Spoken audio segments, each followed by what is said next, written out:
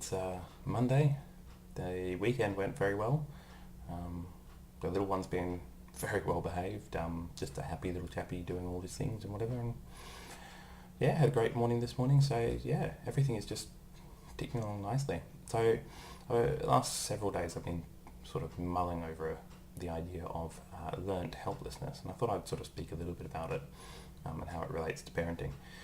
So the idea of learned helplessness is that, I guess in a nutshell, is that we can learn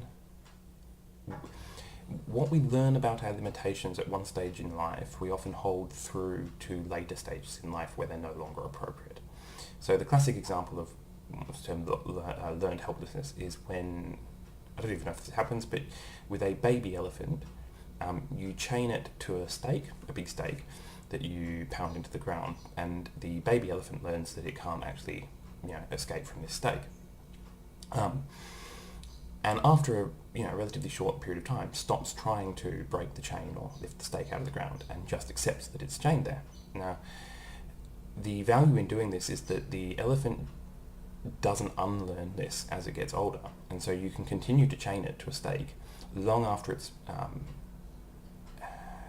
grown up and become much too strong for that stake to actually hold it. And so the idea is that it learns to be helpless in this situation. It learns, it's a learnt helplessness, not an actual helplessness, that if it just tried to pull itself, the stake out, that it could easily do that. And so then the metaphor is that, human beings do the same thing, is that we learn, our ideas about what we can and can't do earlier in our life, and they will stick with us long, unless we can make a significant effort to unlearn them, they generally stick with us for the rest of our life. Now, why is this relevant? Well, I was thinking about this in regards to my little one, and sometimes it's helpful, the idea that they learn their limitations, because when he was very little, obviously we were physically stronger than him to the point where we could coerce him into doing whatever needed to be done, and we could stop him from running out into the road. As he's getting older, that's no longer strictly true, and he could actually, with some ease, get away from me if he meant to.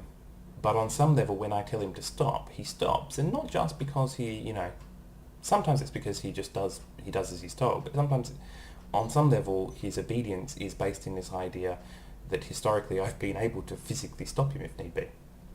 But on the other hand,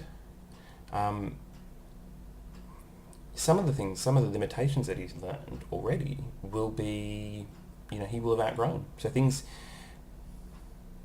I guess, so when there's things that he isn't able to do, I want him to kind of learn to, not to keep trying to do things that he can't do, in a futile manner, but I guess never to accept 100% that these are his limitations.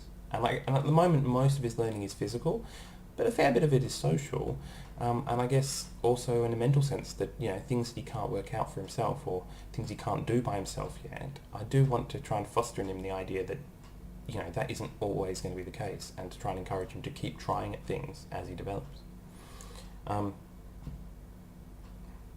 Obviously with most parenting stuff, it is complicated, and it comes down to each individual situation. But I guess I just wanted to sort of mention that as an idea to keep in mind, is what kind of things you're instilling in your child that are appropriate now, and how do you stop that from being something they carry with them later in life. So that's what I'm thinking about at the moment, and something I'm struggling with, and I'll probably have much more to say on it later. Anyway, I hope all your days are going well. My day's going great, and I'll see you next time.